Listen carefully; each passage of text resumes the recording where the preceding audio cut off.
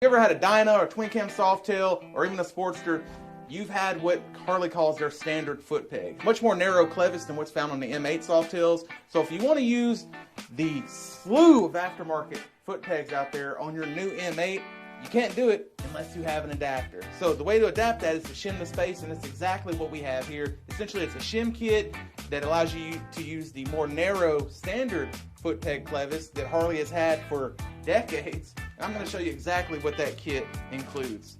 Of course, DK Custom Products instructions,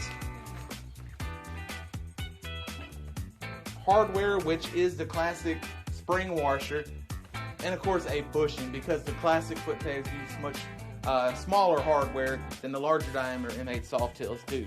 The brackets are laser cut and powder coated, so they're not going to rust on you.